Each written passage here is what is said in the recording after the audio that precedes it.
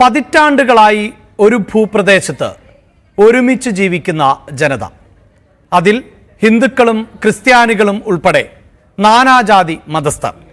എന്നാൽ ഒരു സുപ്രഭാതത്തിൽ ആ ജനത അധിവസിക്കുന്ന ഭൂപ്രദേശം അവരുടേതല്ല എന്ന അവകാശവാദവുമായി ഒരു സംവിധാനം രംഗത്തേക്ക് എത്തുന്നു. അവകാശവാദം മാത്രമല്ല, നിയമപരമായ പോരാട്ടവും നേരിടേണ്ടി വരുന്നു. ഇത്രയും നാൾ കരം അടച്ചിരുന്ന ആ ഭൂമിക്ക് കരമടയ്ക്കാൻ പറ്റാത്ത സാഹചര്യം. നിയമത്തിൻ്റെ നൂലാമാലകളിൽ പെട്ടുപോയതിനാൽ ഭൂമി ക്രയവിക്രയം നടത്താനും പറ്റാത്ത സാഹചര്യം. അങ്ങനെ ഒരു സാഹചര്യം ആണ് മുനമ്പത്തെ പ്രദേശവാസികൾ നേരിടുന്നത്. എന്നാൽ മുനമ്പത്തെ ഈ തർക്കഭൂമി വഖഫിൻ്റേതാണോ? ന്യൂസ് ട്രെൻഡ്സ് വിശദമായി പരിശോധിക്കുന്നു. എല്ലാ പ്രേക്ഷകർക്കും സ്വാഗതം.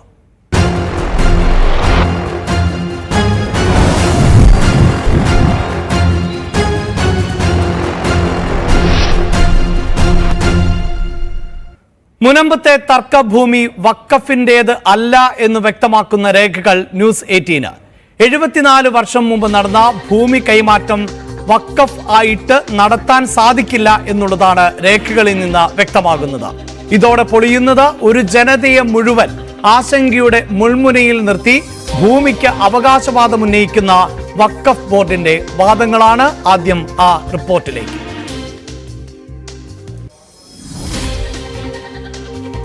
സിദ്ദിഖ് സേട്ട് 1950 നവംബർ 1 ഫറൂഖ് കോളേജിന് ഭൂമി നൽകിയതിന്റെ ആധാരമാണിത്. രണ്ടാമത്തേത് 1990 ജനുവരി 15 അതിലെ ഒരു ഭാഗം ഫറൂഖ് കോളേജിന് വിറ്റതിന്റെ ആധാരവും. ഈ രണ്ട് രേഖകളും മുനമ്പം തർക്കത്തെക്കുറിച്ച് വഖഫ് സംരക്ഷണ സമിതിയും മറ്റും ഉന്നയിക്കുന്ന അവകാശവാദങ്ങൾ പൊളിക്കുന്നവയാണ്. വഖഫായി ദാനം ചെയ്യുന്ന ഭൂമിയിൽ അത് നൽകുന്നവർക്ക് നിബന്ധനകൾ നിഷ്കർഷിക്കാനാകില്ലെന്നാണ് പ്രധാന ചട്ടം. അങ്ങനെ നിബന്ധനകളുണ്ടെങ്കിൽ അത് വഖഫായി പരിഗണിക്കാനാകില്ല. എന്നാൽ സിദ്ദിഖ് സേട്ട് 1950 നവംബർ 1 ഫാറൂഖ് കോളേജിന് നിബന്ധനകളോടെയാണ് ആധാരം രജിസ്റ്റർ ചെയ്ത് നൽകിയിരിക്കുന്നതെന്ന് രേഖകളിൽ നിന്നും വ്യക്തമാണ്. ഭൂമി കോളേജ് സ്ഥാപിക്കാനാണെന്നും എന്തെങ്കിലും കോളേജ് ഇല്ലാതായാൽ ഭൂമി ആദ്യ ഉടമസ്ഥന്റെ അനന്തരാവകാശികൾക്ക് നൽകണമെന്നതാണ് പ്രധാന വ്യവസ്ഥ. ഇതിനകത്ത് ഞങ്ങൾ തരുന്ന ഈ വസ്തു നിങ്ങൾ ഇന്ന പർപ്പസിന് ഉപയോഗിക്കണം, അത് ദൈവികമായ കാര്യങ്ങൾക്ക് മാത്രം നിങ്ങൾക്ക് വിനിയോഗിക്കാം. നിങ്ങൾ എന്തിനു വിനിയോഗിക്കുന്നു അതിന്റെ ഭാഗമല്ല. ഇതിനകത്ത് പറഞ്ഞിരിക്കുന്ന കണ്ടീഷനിലായിട്ട് നിങ്ങൾ ഇത് ഫറൂഖ് കോളേജ് ഉപയോഗിക്കണം. Who is mister Farook College? വഖഫ് എന്ന് പറഞ്ഞാൽ ദൈവത്തിന് കൊടുക്കുന്നത്. അതിന് പിന്നെ നമ്മൾ നേർച്ചപ്പെട്ടിയിൽ ഇടുമ്പോഴേ എന്റെ ഈ കാഴ്ച ചാരിറ്റിക്ക് മാത്രമേ ഉപയോഗിക്കാമെന്ന് പറയാൻ പറ്റുമോ? അതെന്തിനാ ഉപയോഗിക്കുന്നത് നമുക്ക് പറയാം. അത് വഖഫാ. ആ ഇടുന്ന കാശ് വഖഫായി. എന്നാൽ വഖഫ് എന്ന ഒരു വാക്ക് ആധാരത്തിലുണ്ട്. ഈ വാക്കാണ് ഇപ്പോഴത്തെ തർക്കത്തിനെല്ലാം ആധാരം. അതേസമയം ഇഷ്ടദാനം എന്ന വാക്കുമുണ്ട്. ആധാരത്തിൽ ഭൂമിയുടെ മേലുള്ള സകല അവകാശങ്ങളും ഒഴിഞ്ഞ് ഔഖഫായി ഫാറൂഖ് മാനേജിംഗ് കമ്മിറ്റിക്ക് ഇഷ്ടദാനം നൽകുന്നുവെന്നാണ് പറഞ്ഞിട്ടുള്ളത്. എന്നാൽ ഭൂമി ഉടമസ്ഥ തർക്കം കോടതി കയറുകയും ഭൂമി കൈമാറ്റം വഖഫായിട്ടല്ല ഇഷ്ടദാനമായിട്ടാണ് എന്ന് വിധിക്കുകയും ചെയ്തു കഴിഞ്ഞതാണ്. അതനുസരിച്ചാണ് പിന്നീട് ഫറൂഖ് കോളേജ് ഭൂമി മുനമ്പം നിവാസികൾക്ക് വിറ്റത്. ഫറൂഖ് കോളേജ് മാനേജിംഗ് കമ്മിറ്റിക്ക് വേണ്ടി ഭൂമി വിറ്റത് ഹസൻകുട്ടി സാഹിബാണ്. 280ഓളം ആധാരങ്ങളാണ് രജിസ്റ്റർ ചെയ്തത്. 1989 മുതൽ 1993 വരെയുള്ള കാലത്താണിത്. വഖഫ് നിയമത്തിൽ 2013 നടത്തിയ ഭേദഗതികൾ പ്രകാരം ഭൂമി വഖഫ് എന്ന് സ്ഥാപിക്കണമെങ്കിൽ 3 വർഷത്തിനുള്ളിൽ അതിനുള്ള അവകാശവാദം ഉന്നയിക്കണമെന്നുണ്ട്. 1993 അവസാനിച്ച ഭൂമി വിൽപ്പനയ്ക്കെതിരെ 26 വർഷത്തിനുശേഷം വഖഫ് ബോർഡ് രംഗത്ത് വരുന്നു. മാത്രമല്ല, സർക്കാർ ഭൂമി 30 വർഷം കൈവശം വെച്ച് അതിലെ ആദായങ്ങൾ കൈപ്പറ്റിയാൽ അതിലെ താമസക്കാർക്ക് അത് സ്വന്തമാക്കാമെന്ന നിയമവും നിലവിലുണ്ട്. പ്രൈവറ്റ് പ്രോപ്പർട്ടി ആണെങ്കിൽ 12 വർഷവും ഗവൺമെന്റ് പ്രോപ്പർട്ടി ആണെങ്കിൽ 30 വർഷവും. പുറത്ത് നിന്ന് കണ്ട് 30 വർഷം പഴക്കമുള്ളതാണെങ്കിൽ എന്താ പറഞ്ഞിരിക്കുന്നത്? അത് നമ്മൾ അംഗീകരിക്കുക എന്നുള്ളതാണ്. ഓൾഡ് ഡോക്യുമെന്റ് ഇവരുണ്ട്. അതിനവർ ഗവൺമെന്റ് ടാക്സ് അടച്ചുകൊണ്ടിരുന്നു without any reason, proper reason. Mutation, പോക്കുവരവ് ക്യാൻസൽ ചെയ്തിട്ടില്ലല്ലോ. ഫറൂഖ് കോളേജിന്റെ ഓണർഷിപ്പിൽ പോക്ക് ചെയ്ത് 200 എത്ര ഉണ്ടെന്ന് പറഞ്ഞാൽ അത്രയും പ്രമാണത്തിലേക്ക് വരവ് ചെയ്തു. ആ വരവ് ചെയ്ത് ക്യാൻസൽ ചെയ്യണമെങ്കിൽ അതിന്റെ അത്രമായ റീസൺ പറയണ്ടേ? പക്ഷേ നിയമവും രേഖകളും ഒരു വഴിക്കും കാര്യങ്ങൾ മറ്റൊരു വഴിക്കും എന്നതാണ്. മുനമ്പത്ത് ഈ നാട്ടുനടപ്പിൽ പെട്ടുപോയത് ഒരു കൂട്ടം പാവപ്പെട്ട മത്സ്യത്തൊഴിലാളികൾ. പക്ഷേ തോറ്റുകൊടുക്കാൻ ഈ മനുഷ്യർ തയ്യാറല്ല. ആജ്ഞ രവീന്ദ്രൻ, ന്യൂസ് 18 കൊച്ചി. വാർത്തയുടെ വിശദാംശങ്ങളുമായി ആജ്ഞ രവീന്ദ്രൻ ആണ് ചേരുന്നത്. ആജ്ഞ, വലിയ നിയമപ്രശ്നം ആണ് ഈ കുടുംബാംഗങ്ങൾ നേരിടുന്നത്. ഏതാണ്ട് 410 ഏക്കർ സ്ഥലം ഇത്തരത്തിൽ തർക്കഭൂമിയായി മാറിയിരിക്കുന്ന പശ്ചാത്തലമുണ്ട്. നിയമ നടപടികളുമായി മുന്നോട്ടു പോകുന്ന സാഹചര്യം ആണ് ഇപ്പോഴുള്ളത്. എന്തൊക്കെ കാരണങ്ങളാൽ ഇത് വഖഫിൻ്റേതല്ല എന്ന് വ്യക്തമാകുന്നു എന്നാണ് നമുക്ക് മനസ്സിലാക്കേണ്ടത് ആജ്ഞ?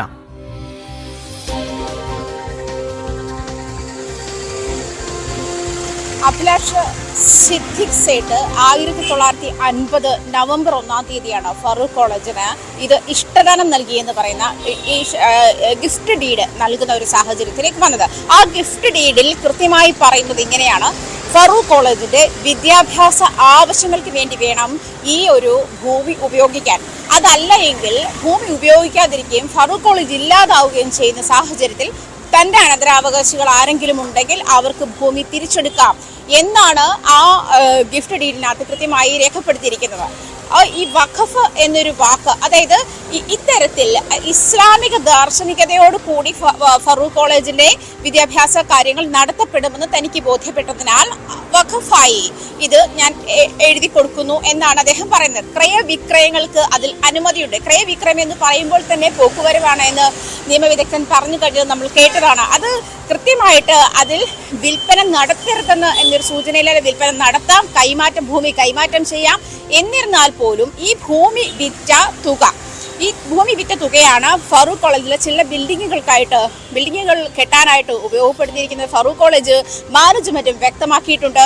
ആ ഒരു സാഹചര്യത്തിൽ ഈ ഭൂമി വിറ്റ മൂല്യം എന്ന് പറയുന്നത് ഈ ബിൽഡിംഗ് കെട്ടിയ തുകയാണ്. അപ്പോൾ ആ ബിൽഡിംഗ് ഉണ്ടാക്കിയിരിക്കുന്ന തുക എന്ന് പറയുന്നതാണ് അതിന്റെ മൂല്യം.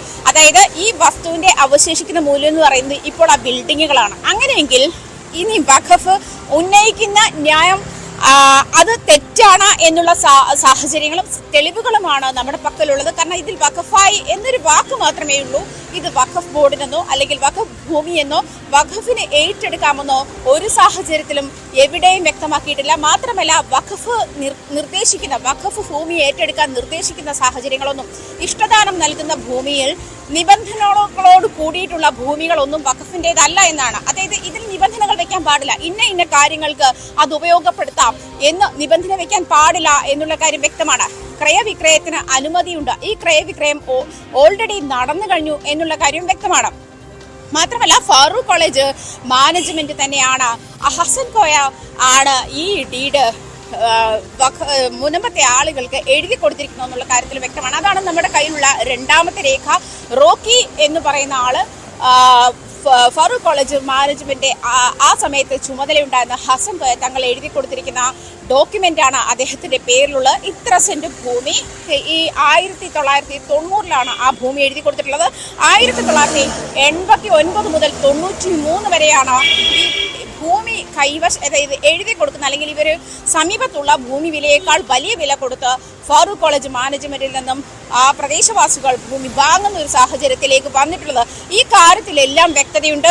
മാത്രമല്ല നമ്മൾ സൂചിപ്പിച്ചതുപോലെ വഖഫ് എന്നൊരു വാക്ക് മാത്രം, അതിൽ മാത്രം ഊന്നിയിട്ടുള്ള തർക്കങ്ങളാണ് ഇപ്പോൾ നമ്മൾ കാണുന്നതൊക്കെ. ഭൂമി വഖഫ് ബോർഡിൻ്റെതല്ല എന്ന് വ്യക്തമാണ്. മാത്രമല്ല ഈ വഖഫിന് 2013 നിയമം അനുസരിച്ചിട്ട് വഖഫിന്റെ ഭൂമിയാണെന്ന് കണ്ടത് അത് 3 വർഷത്തിനുള്ളിൽ ക്ലെയിം ചെയ്യണമെന്നൊരു സാഹചര്യമുണ്ട്. അതിൽ പോലും വഖഫ് അങ്ങനെ ഒരു സാഹചര്യത്തിലേക്ക് നീങ്ങിയിട്ടില്ല. ഇപ്പോൾ വരുമ്പോൾ, അതായത് 2019 ഇതുമായി ബന്ധപ്പെട്ടുള്ള തർക്കങ്ങൾ, അല്ലെങ്കിൽ 2022 കരമൊടുക്കാൻ ചെന്നപ്പോഴാണ് 2019 മുതൽ വഖഫ് ബോർഡ് ഈ ഭൂമി ഏറ്റെടുക്കാനുള്ള നടപടിക്രമങ്ങൾ തുടങ്ങിയിട്ടുണ്ട് എന്ന് പ്രദേശവാസികൾ അറിയുന്നതും തുടർന്നാണ് ഇതുമായി ബന്ധപ്പെട്ടിട്ടുള്ള ചർച്ചകളായാലും കോടതി നടപടികളായാലും ഒക്കെ മുന്നോട്ട് പോയിട്ടുള്ളത്. അതിന്റെ ഒടുവിലാണ് ഈ കഴിഞ്ഞ 27 ദിവസമായി ഈ പാവങ്ങൾ അവരുടെ കയ്യിലിരിക്കുന്ന രേഖ കൃത്യമാണ് എന്നുള്ള കാര്യത്തിൽ നമുക്ക് വ്യക്തതയുണ്ട്. അതുകൊണ്ടാണ് ഒന്നാമത്തെ പ്രമാണവും രണ്ടാമത്തെ പ്രമാണവും വളരെ കൃത്യമായി പറയുന്നുണ്ട്. ഒന്നാമത്തെ പ്രമാണത്തിൽ 2ാമത്തെ പേജിൽ അവസാനത്തെ സെക്കൻഡ് ലാസ്റ്റ് ലൈനായിട്ടാണ് വഖഫായി എഴുതി കൊടുക്കുന്നു എന്ന് പറയുന്നത്. അത് വഖഫായി എഴുതി കൊടുക്കുന്നു എന്ന് പറയുന്നത് ദൈവനാമത്തിൽ നിങ്ങൾക്ക് ഇന്ന കാര്യങ്ങൾ നടത്താൻ വേണ്ടി എഴുതി കൊടുക്കുന്നു എന്നുള്ള നിബന്ധനകളോട് കൂടിയാണ്. നിബന്ധനകൾ സാധാരണയായി വഖഫ് ഭൂമിയിൽ നിഷ്കർഷിക്കാനാകില്ല. വഖഫ് ഏറ്റെടുത്താൽ ആ ഭൂമി ഏത് തരത്തിൽ കൈകാര്യം ചെയ്യണമെന്ന് വഖഫിന് തീരുമാനിക്കാം. അങ്ങനെയുള്ള ഒരു സാഹചര്യത്തിലാണ് ഇത് സിദ്ദിഖ് സേട്ട് 1950 നവംബർ 1 എഴുതി കൊടുത്ത ഈ ഗിഫ്റ്റ് ഡീഡിൽ ഇത്തരത്തിലുള്ള വ്യക്തത വരുത്തിയിട്ടുള്ളത്. അഭിലാഷ്, യെസ്, അതായത് ആജ്ഞ ഇതിലിപ്പോൾ സൂചിപ്പിക്കുന്ന പോലെ വഖഫ് എന്ന വാക്ക് ആ ഡീഡിൽ ഉണ്ട്, ആ ആധാരത്തിലുണ്ട്. അതാണല്ലോ പ്രധാനമായും വഖഫ് ബോർഡ് ഉന്നയിക്കുന്ന ആരോപണം. പക്ഷേ ഏതൊക്കെ നിലയിൽ പരിശോധിച്ചാലും ഇതിപ്പോൾ ഫാറൂഖ് കോളേജുമായി ബന്ധപ്പെട്ടുള്ള വിഷയം പരിഗണിച്ചാലടക്കം ഇത് വഖഫിലേക്ക് വരുന്നൊരു സാഹചര്യം ഉണ്ടാകുന്നില്ല. ഒരുപക്ഷെ കോളേജിന് അത് ആവശ്യമില്ലാതെ വരികയോ അല്ലെങ്കിൽ കോളേജിന്റെ പ്രവർത്തനങ്ങൾ ഇല്ലാതെ വരികയോ ചെയ്താൽ പോലും സിദ്ദിഖ് സേട്ടിന്റെ തലമുറയ്ക്ക് നൽകണം എന്ന തരത്തിലാണല്ലോ. അപ്പോൾ സ്വാഭാവികമായും ഇതിൽ വഖഫ് ബോർഡിന് ഒരു തരത്തിലും അവകാശവാദമില്ല എന്നാണോ മനസ്സിലാക്കേണ്ടത്?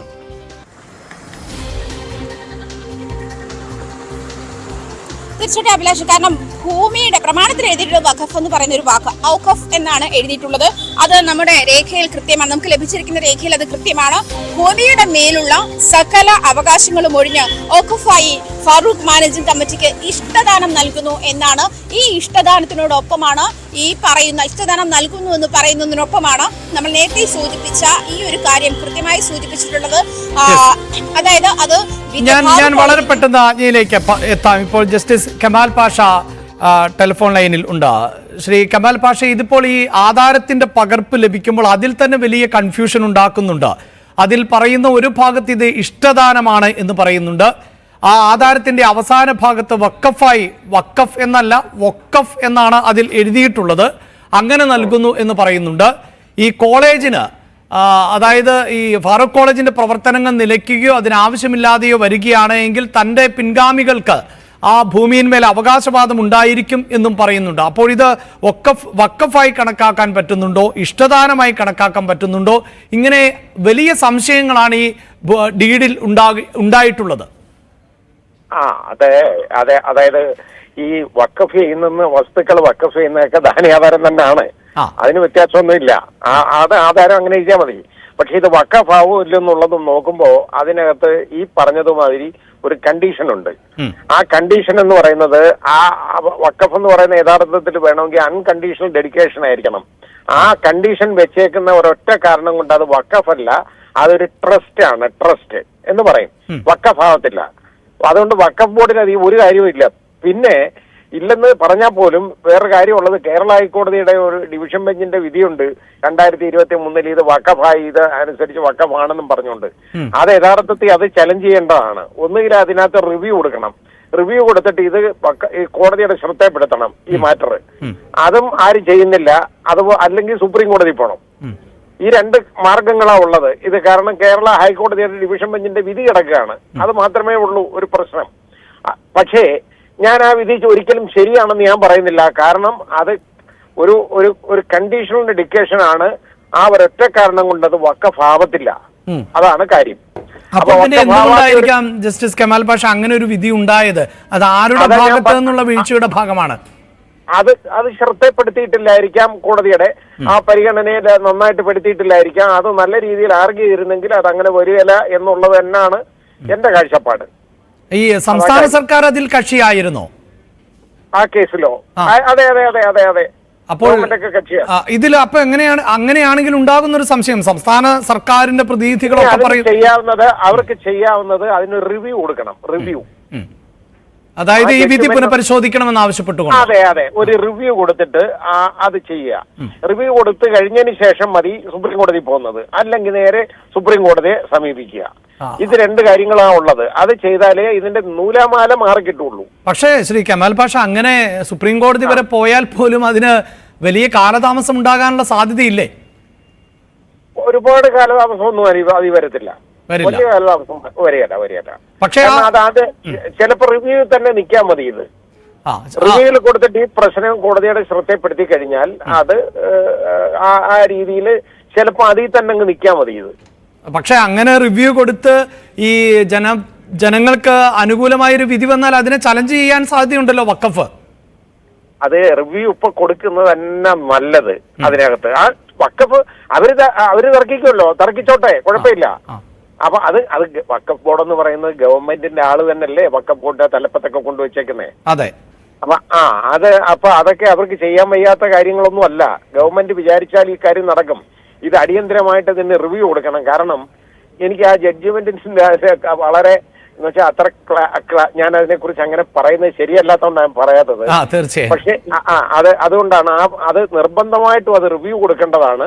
അത് റിവ്യൂ അനുവദിക്കാനുള്ള എല്ലാ സാധ്യതയും ഉണ്ട്. ശരി, തീർച്ചയായും ശ്രീ ജസ്റ്റിസ് കമാൽ പാഷ, ഇതിപ്പോൾ ഈ കോടതിയെ സംബന്ധിച്ചിടത്തോളം ആ കോടതിക്ക് ലഭിക്കുന്ന രേഖകളുടെയും തെളിവുകളുടെയും ഒക്കെ അടിസ്ഥാനത്തിലാണല്ലോ വിധി വരുന്നത്. അപ്പോൾ നമ്മൾ ആ കോടതി വിധിയെ കുറിച്ച് പറയാതെ പോയാലും ഒരുപക്ഷെ ഈ ആർഗ്യുമെന്റ് കൃത്യമായി കോടതിക്ക് മുന്നിൽ അവതരിപ്പിച്ചിട്ടുണ്ടാകില്ല അല്ലെ? അത് അത്ര ശരിയായ വിധിയൊന്നും ആയിട്ട് ഞാൻ കണക്കാക്കുന്നില്ല. അതുകൊണ്ടാണ് ഞാൻ പറഞ്ഞേ, അതുകൊണ്ടാണ് അത് റിവ്യൂ കൊടുക്കണമെന്ന് പറഞ്ഞ. റിവ്യൂ കൊടുക്കുന്നതാണ് ഏറ്റവും ബുദ്ധി. അതിനകത്ത് റിവ്യൂ കൊടുത്താൽ അത് വീണ്ടും ചീഫ് ജസ്റ്റിസിന്റെ ഡിവിഷൻ ബെഞ്ചിൽ വരും. നേരത്തെ ഉള്ള ആ വിധി എന്നൊക്കെ പറഞ്ഞു കഴിഞ്ഞാൽ അതിനകത്ത് വളരെ ക്ലാരിറ്റി കുറവാണ്. അതുകൊണ്ടാണ് ഞാൻ പറഞ്ഞ റിവ്യൂ കൊടുത്താൽ അത് നിൽക്കും. അത് തട്ടിപ്പാനുള്ള എല്ലാ സാധ്യതയുണ്ട്. അപ്പോൾ എന്റെ ഒരു സംശയം കൂടി, ഇപ്പോൾ നിലവിൽ ഇത് വലിയൊരു രാഷ്ട്രീയമായ വിഷയമായി മാറിയിട്ടുണ്ട്. ഒരു ഭാഗത്ത് സർക്കാർ ഇതുമായി ബന്ധപ്പെട്ട ഒരു യോഗം വിളിക്കുന്നുണ്ടല്ലോ 16-ാം തീയതി. അങ്ങനെ ഒരു യോഗത്തിൽ സമവായത്തിലെത്തിയാൽ പോലും ഈ വിധി അവിടെ നിലനിൽക്കുകയല്ലേ? അപ്പോൾ അതെ, അതുകൊണ്ടാണ് ഞാൻ പറഞ്ഞേ, ഇത് രാഷ്ട്രീയക്കാരെല്ലാം കൂടി തീരുന്ന ഒരു പ്രശ്നമല്ല ഇത്. ഇത് തീർക്കാനുള്ള മാർഗം എന്ന് പറയുന്നത് ഞാൻ ഈ പറഞ്ഞാണ്. ഇത് വഖഫല്ല അത് എന്നുള്ളത് തർക്കിക്കണം. ഡിവിഷൻ ബെഞ്ചിന്റെ വിധി പോകണം. അത് പോവും, അതിന് സംശയമൊന്നുമില്ല. ആ വിധി നിൽക്കുന്നതല്ല. കാരണം അതിനകത്ത് ശരിയായ രീതിയിലൊന്നും ഇത് കൺസിഡർ ചെയ്തതായിട്ട് ഞാൻ കാണുന്നില്ല. അതുകൊണ്ടാണ് ഞാൻ പറഞ്ഞത്. അതിൽ കൂടുതൽ ഞാൻ അതിനെക്കുറിച്ച് അതായത് ചുരുക്കി പറഞ്ഞാൽ ഈ സർക്കാർ ഒരു ഘട്ടത്തിൽ, അതായത് ഈ വാദപ്രതിവാദങ്ങൾ നടന്ന അതിന്റെ പ്രൈമറി ഘട്ടത്തിലായിരുന്നു ഇക്കാര്യങ്ങൾ അടക്കം ബോധിപ്പിച്ച് ഈ മുനമ്പത്തെ ജനങ്ങൾക്ക് അനുകൂലമായ ഒരു വിധി സമ്പാദിക്കേണ്ടിയിരുന്നത്. ഇനിയിപ്പോൾ അത് സർക്കാരിന്റെ കയ്യിൽ നിന്നും പോയി, അങ്ങനെയാണോ മനസ്സിലാക്കേണ്ടത്? പോയില്ല. കാരണം ഇനിയും ഗവൺമെന്റിന് അത് റിവ്യൂ കൊടുക്കാം. അതിനകത്ത് ആ ജഡ്ജ്മെന്റിന് റിവ്യൂ കൊടുക്കണം. റിവ്യൂ കൊടുത്തിട്ട് അത് എടുപ്പിച്ച് അത് വാദം പറയണം. അത് മിക്കവാറും അത് നടക്കും. ആ റിവ്യൂ എനിക്ക് തോന്നുന്നത് അത് കൊടുത്തു കഴിഞ്ഞാൽ സാധാരണഗതിയിൽ റിവ്യൂ ചേംബറിൽ വെച്ചൊക്കെ ചിലപ്പം അതായത് ജഡ്ജിമാർ ഓർഡർ ചെയ്യുന്നതാണ്. പക്ഷെ ഇതങ്ങനല്ല. ഈ റിവ്യൂ മിക്കവാറും ഇത് ഓപ്പൺ ബെഞ്ചിൽ തന്നെ കേട്ട് കഴിഞ്ഞാൽ അത് ചീഫ് ജസ്റ്റിസിന്റെ ബെഞ്ചാണ് തീരുമാനിച്ചത്. നേരത്തെ ഉള്ള ജസ്റ്റിസ് മണികുമാർ എന്നാണ് എന്റെ ഓർമ്മ. അപ്പൊ ഇത് എന്തായാലും ശരി, ഞാൻ ആ വിധി ഞാൻ വായിച്ചിട്ടുണ്ട്. അതുകൊണ്ടാണ് ഞാൻ പറഞ്ഞത് അത് വലിയൊരു ക്ലാരിറ്റി ഒന്നും അതിന് ഞാൻ കാണുന്നില്ല. ശരി, എന്തായാലും അപ്പോൾ ഇത് നിയമപരമായി അല്ലാതെ സർക്കാർ സംവിധാനങ്ങളിലൂടെ പരിഹരിക്കപ്പെട്ടാൽ പോലും നിയമപരമായി അനുകൂലമായി വിധി നേടിയില്ല എങ്കിൽ ഈ വിഷയം എപ്പോ വേണമെങ്കിലും ഇവരുടെ പിൻതലമുറ അല്ലെങ്കിൽ വരാൻ പോകുന്ന തലമുറയ്ക്ക് ഏത് ഘട്ടത്തിൽ വേണമെങ്കിലും ഇത് നേരിടാം അല്ലെ? വലിയ ബുദ്ധിമുട്ട് വരും. കാരണം ഇപ്പൊ വഖഫ് ബോർഡിന്റെ വഖഫാണെന്ന് പറഞ്ഞാൽ വഖഫ് ബോർഡിന് അധികാരം വരും. ആ വഖഫ് ബോർഡിന്റെ രീതിയിലാണെന്നുണ്ടെങ്കിൽ ആ വഖഫ് ബോർഡിന്റെ പ്രോപ്പർട്ടി ഒന്നും ഇതുപോലെ വേറെ വിധത്തിൽ അന്യാധീനപ്പെടുത്താൻ പാടില്ല എന്നുള്ളതാണ്. വേറെ ഒന്നും മാർഗമില്ല. അത് തിരിച്ചു കൊടുക്കേണ്ട ഗതികേട് വരും. ഇനി അതല്ലെന്നുണ്ടെങ്കിൽ ഇപ്പൊ ഇത് വഖഫ് അല്ല എന്ന് പറഞ്ഞാൽ ഞാൻ നേരത്തെ പറഞ്ഞതുപോലെ വഖഫ് അല്ലാത്തത് കൊണ്ട് തന്നെ അതൊരു ട്രസ്റ്റ് ആണ്. ആ ട്രസ്റ്റ് എന്ന് പറയുന്നത് ട്രസ്റ്റി എന്ന് പറയുന്നതാണ് ഫറൂഖ് കോളേജ്. ഫറൂഖ് കോളേജ് ഇത് അന്യായമായിട്ട് ഈ വസ്തു വിറ്റേക്കാണ്. അങ്ങനെ ആ ട്രസ്റ്റിക്ക് ഈ വസ്തു വിൽക്കാൻ പറ്റത്തില്ല. അതാണ് കാര്യം. ഒരു ട്രസ്റ്റ് പ്രോപ്പർട്ടി എന്ന് പറഞ്ഞാൽ ബെനിഫിഷ്യറീസിന് വേണ്ടി ട്രസ്റ്റ് കൈകാര്യം ചെയ്യാന്നുള്ളതല്ലാതെ അതിനപ്പുറത്തോട്ട് അത് മുഴുവൻ അന്യാധീനപ്പെടുത്താൻ പാടില്ല. അങ്ങനെ വന്നപ്പോ ആ ട്രസ്റ്റിന്റെ ബാക്കി പിന്നെ അതിന് അധികാരം വരുന്നതെന്ന് പറയുന്നത് ഈ സേട്ടുവിന്റെ, അതായത് സിദ്ദിഖ് സേട്ടു എന്ന് പറയുന്ന ആളാണ് ഈ വഖഫ് ഇതെന്നും പറഞ്ഞ് ഈ ആധാരം എഴുതിയേക്കുന്നത്. അദ്ദേഹത്തിന്റെ അവകാശികള് ആക്കാണ് അതിനകത്ത് പിന്നെ കാര്യമുള്ളത്. അതിനകത്ത് ഏതാണ്ട് 3 അവകാശികൾക്കൊന്നും വേണ്ടാന്ന് അവര് പറഞ്ഞിട്ടുണ്ട്. അവര് വരികയല്ല. 4 പേർക്കാണ് എന്തെങ്കിലും വേണ്ടത്. അപ്പൊ അത് ഗവൺമെന്റിന് തന്നെ തീരുമാനിക്കാവുന്നേ ഉള്ളൂ. അവരുടെ കയ്യിൽ നിന്ന് ഒരു റിലിംഗ്വിഷ്മെന്റ് ഡീഡ് എഴുതി വാങ്ങണം. അതാ ചെയ്യേണ്ടത്. റിലിംഗ്വിഷ്മെന്റ് എന്ന് പറയുന്ന ലാൻഡ് റിലിംഗ്വിഷ്മെന്റ് ആക്ട് എന്ന് പറയുന്ന ഒരു നിയമം തന്നെ ഉണ്ട്. ഗവൺമെന്റിന് ആവുമ്പോ അതിനകത്ത് വേറെ വലിയ നൂലാമാരകളൊന്നുമില്ല, വളരെ എളുപ്പമാണ്. അപ്പൊ അവർക്ക് എന്തെങ്കിലും ഒരു ചെറിയ കോമ്പൻസേഷൻ കൊടുത്തിട്ട് ആ റിലിംഗ്വിഷ് ചെയ്യിപ്പിച്ച് വാങ്ങിച്ചു കഴിഞ്ഞാൽ കാര്യം നടക്കും. എന്നിട്ട് ഇവർക്ക് പട്ടയം കൊടുത്താൽ പോരെ. ശരി ശരി, അങ്ങനെ മാർഗമുള്ളൂ ഇതിന്. റൈറ്റ്, വളരെയധികം നന്ദി ജസ്റ്റിസ് കമാൽ പാഷ ഞങ്ങളോട് പ്രതികരിച്ചതിന്. എന്തായാലും ന്യൂസ് 18 ഇപ്പോൾ പുറത്തുവിടുന്ന ഈ രേഖകളിൽ നിന്ന് വ്യക്തമാകുന്നത് ഈ ഉടമ്പടിയിൽ തന്നെ, അതായത് വഖഫ് എന്ന നിലയിലാണ് ഈ ഭൂമി സിദ്ദിഖ് സേട്ട് ഫറൂഖ് കോളേജിന് നൽകിയിട്ടുള്ളത് എന്ന് പറയുമ്പോൾ തന്നെ ആ ആധാരത്തിൽ ഉൾപ്പെടെ വലിയ തോതിലുള്ള ആശയക്കുഴപ്പങ്ങൾ ഉണ്ടാക്കുന്ന പല പരാമർശങ്ങളുമുണ്ട്. അതിൽ ഒരു ഭാഗത്ത് വഖഫ് എന്ന് പറയുമ്പോൾ തന്നെ നിബന്ധനകൾ കൃത്യമായി മുന്നോട്ട് വെച്ചിട്ടുണ്ട് സിദ്ദിഖ് സേട്ട്. പ്രത്യേകിച്ച് ഈ ഭൂമിയുടെ മേലുള്ള അവകാശം പിന്നീട് തൻ്റെ തലമുറയ്ക്ക് തന്നെ കൈവരുന്ന തരത്തിലുള്ള ഒരു ക്ലോസ് കൂടി വെച്ചിട്ടുണ്ട് എന്നതാണ് അത് വഖഫ് അല്ല എന്നതിൻ്റെ തെളിവായി മാറുന്നത്. അതായത് വഖഫ് ഭൂമി എന്ന നിലയിൽ നൽകിയാൽ അത് മതപരമായ ആവശ്യങ്ങൾക്ക്, ജീവകാരുണ്യപരമായ ആവശ്യങ്ങൾക്ക് വേണ്ടി അള്ളാഹുവിൻ്റെ നാമത്തിൽ അല്ലെങ്കിൽ ദൈവത്തിൻ്റെ നാമത്തിൽ നൽകുന്ന വസ്തുവകകൾ ആണ്. അതിന്മേൽ പിന്നീട് അവകാശവാദം അവർക്കോ അവരുടെ മറ്റു തലമുറയ്ക്കോ ഒന്നും അവകാശവാദം ഉന്നയിക്കാൻ പറ്റാത്തൊരു സാഹചര്യമുണ്ട്. ഈ ഒരു പ്രതിസന്ധി കൂടി അല്ലെങ്കിൽ ഈ ഒരു ക്ലോസ് കൂടി മുന്നിൽ കണ്ടുകൊണ്ടുള്ള ഒരു വാദമല്ല നടന്നത് എന്നാണ് ഇപ്പോൾ ജസ്റ്റിസ് കമാൽ പാഷയെ പോലെ ഈ രംഗത്ത് വൈദഗ്ധ്യം ഉള്ളവർ പറയുന്നത്. ആജ്ഞ വീണ്ടും ചേരുന്നുണ്ട്. ആജ്ഞ, അതായത് ഇത്തരം ചില പോയിന്റുകൾ അത് കൃത്യമായി കോടതിക്ക് മുന്നിലേക്ക് ആദ്യഘട്ടത്തിൽ എത്തിച്ചിട്ടില്ല, അത് സർക്കാരും ചെയ്തിട്ടില്ല. ഒരുപക്ഷെ ഇപ്പോൾ ഈ പ്രതിസന്ധി നേരിടുന്ന ജനങ്ങളുടെ ഭാഗത്ത് നിന്നുള്ള അഭിഭാഷകനും അത്തരത്തിലുള്ള പോയിന്റുകൾ ഉയർത്തിക്കാട്ടിയില്ല എന്ന ആക്ഷേപമാണ് ഇപ്പോൾ ജസ്റ്റിസ് കമാൽ പാഷ ഉന്നയിച്ചത്. ആജ്ഞ. തീർച്ചയായിട്ടും അഭിലാഷ്, 2023 കഴിഞ്ഞ ദിവസം ഇതുമായി ബന്ധപ്പെട്ട് സമരസമിതി കൺവീനർ ഇത്തരത്തിലൊരു ആശങ്ക ഉന്നയിച്ചിരുന്നു. അതായത് എം നൌഷാദ് ഒരു ചാനൽ ചർച്ചയിൽ ഇത്തരത്തിൽ ഡിവിഷൻ ബെഞ്ചിന്റെ വിധിയുണ്ട്, വഖഫിന്റേതാണ് എന്ന് ചൂണ്ടിക്കാട്ടിയിരുന്നു എന്ന് പറയുമ്പോൾ ഇദ്ദേഹം അതിനെ ഖണ്ഡിക്കുന്ന ഒരു സാഹചര്യത്തിലുണ്ട്. അതായത് അവർ ഒരു പക്ഷേ ജസ്റ്റിസ് കമാൽ പാഷി പറയുന്നത് വരെയും ഞാനും മനസ്സിലാക്കിയിരുന്നത്, കാരണം എൻ്റെ കയ്യിൽ ആ രേഖ അവർ നൽകിയിരുന്നില്ല. കൃത്യമായി അവർ പറഞ്ഞത് ഇങ്ങനെയാണ്, വഖഫിൻ്റേത് എന്ന് ഡിവിഷൻ ബെഞ്ച് പറഞ്ഞിട്ടില്ല. വഖഫ് എന്ന വാക്ക് ഈ പറയുന്ന ഫാറൂഖ് കോളേജിൽ നൽകിയ ഡീഡിൽ അത് അങ്ങനെ ഒരു സൂചനയുണ്ട് എന്ന് മാത്രമാണ് അതിലുള്ളത് എന്നാണ് കോടതി പറഞ്ഞത് എന്നുള്ളൊരു വ്യക്തതയാണ്, അല്ലെങ്കിൽ അത്തരത്തിലാണ് ഈ സമര നേതാക്കൾ ധരിച്ചു വെച്ചിരിക്കുന്നതെന്നാണ് ഇപ്പോൾ മനസ്സിലാക്കാൻ കഴിയുന്നത്. കാരണം ഇതുമായി ബന്ധപ്പെട്ട് എന്തായാലും സമരസമിതി കൺവീനർ ജോസഫ് ബെന്നി ടെലിഫോൺ ലൈനിൽ ഉണ്ടോ? ശ്രീ ജോസഫ് ബെന്നി, നേരത്തെ ജസ്റ്റിസ് കമാൽ പാഷ സംസാരിച്ചപ്പോൾ ന്യൂസ് 18 പറഞ്ഞത് ഇത്തരം വാദങ്ങൾ, അതായത് ഒരു വഖഫായി ഒരു ഭൂമി നൽകിയാൽ അതിനകത്ത് പിന്നീട് ഉപാധികളൊന്നും വെക്കാൻ സാധിക്കില്ല. ഈ ഡീഡിൽ തന്നെ ചില ഉപാധികൾ മുന്നോട്ട് വെച്ചിട്ടുണ്ട്. ഫറൂഖ് കോളേജിന് ആണ് വഖഫായി നൽകുന്നത്. ആ കോളേജിന്റെ പ്രവർത്തനങ്ങൾ ഇല്ലാതാവുകയോ ആ കോളേജിന്റെ പ്രവർത്തനങ്ങൾ നശിച്ചു പോവുകയോ ഒക്കെ ചെയ്താൽ ഈ ഭൂമിയിന്മേലുള്ള അവകാശം തൻ്റെ, അതായത് സിദ്ദിഖ് സേട്ടിന്റെ പിന്നീട് വരുന്ന തലമുറയ്ക്കായിരിക്കുമെന്നുള്ളതാണ്. അങ്ങനെയൊരു ക്ലോസ് ഉണ്ടെങ്കിൽ തന്നെ, അല്ലെങ്കിൽ അങ്ങനെ ഒരു ഉപാധി ഉണ്ടെങ്കിൽ തന്നെ അത് വഖഫ് അല്ലാതെയായി മാറിക്കഴിഞ്ഞു എന്നാണ് ജസ്റ്റിസ് കമാൽ പാഷി അടക്കം പറഞ്ഞത്. ഈ വിഷയം കോടതിയുടെ പരിഗണനയ്ക്ക് വന്നപ്പോൾ ഉയർത്തി കാണിച്ചിരുന്നില്ലേ? തീർച്ചയായിട്ടും ഞങ്ങളെ കാണിച്ചിരുന്നു. പക്ഷേ അത് കാണിച്ചിരുന്നെങ്കിലും നമ്മുടെ വഖഫ് ബോർഡ് അഫിഡാവിറ്റ് കൊടുത്തത്, ഡിവിഷൻ അഫിഡാവിറ്റ് കൊടുത്തത് ഞങ്ങളുടെ പ്രോപ്പർട്ടിയായി ഈ ഭൂമി എഴുതിയെടുത്തിരിക്കുന്ന ഭൂമിയാണ്, ഇത് വഖഫ് പ്രോപ്പർട്ടി തന്നെയാണെന്നാണ് പറഞ്ഞത്. പക്ഷെ വീണ്ടും ഞങ്ങൾ പറയുന്നുണ്ട്, ആ ഡിവിഷൻ ബെഞ്ചിൽ അവർ സ്റ്റേ വാങ്ങിക്കുന്ന സമയത്ത് ഞങ്ങൾക്ക്, അതായത് കരമടക്കാൻ വേണ്ടിയിട്ട് ഗവൺമെന്റ് അനുവാദം തന്നിരുന്നു. ആ സമയത്ത് തന്നെ അതിനെതിരെ നാസർ മനയിൽ അബ്ദുൽ സലാം എന്ന് പറയുന്ന 2 വ്യക്തികൾ WPC 360/63 എന്ന് പറയുന്ന കേസ് സിംഗിൾ ബെഞ്ചിൽ കൊടുത്തിരുന്നു. അതിൽ ഞങ്ങൾക്ക് ഇംപ്ലീറ്റഡ് ആകാൻ സാധിച്ചിരുന്നില്ല.